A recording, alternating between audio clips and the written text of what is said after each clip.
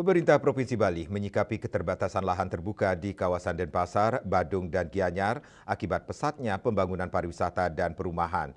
Pemerintah Provinsi Bali mengambil langkah konkret untuk melestarikan tradisi permainan layangan yang sudah mengakar dalam budaya masyarakat Bali. Bagaimana diketahui, kemajuan sektor pariwisata membawa dampak positif bagi perekonomian, namun di sisi lain juga menimbulkan tantangan.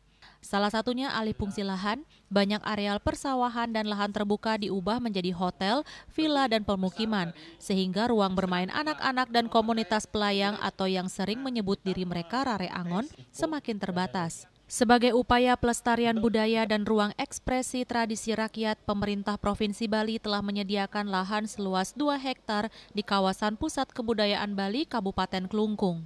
Lahan ini disiapkan khusus sebagai zona bermain dan perlombaan layangan serta tempat berkumpulnya komunitas pelayang dari berbagai kabupaten kota di Bali. Langkah ini juga diharapkan dapat memfasilitasi pelaksanaan berbagai kegiatan seperti lomba layangan, festival budaya, hingga edukasi tentang nilai-nilai tradisional yang terkandung dalam permainan layangan.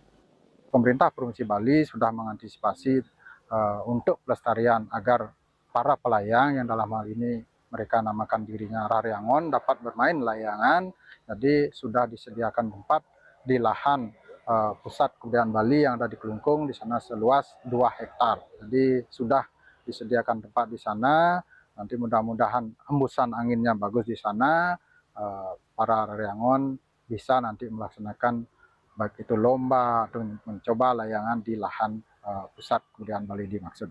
Pemerintah juga menghimbau kepada masyarakat untuk bersama-sama menjaga kawasan ini sebagai ruang publik yang bernilai budaya, sekaligus mengajak komunitas pelayang untuk menjadikan tempat ini sebagai sentra kegiatan layangan tingkat provinsi. Dengan adanya kebijakan ini, Bali tidak hanya menjaga warisan budaya dari ancaman modernisasi, tetapi juga menciptakan harmoni antara pembangunan dan pelestarian budaya lokal. Hendra, Bali TV.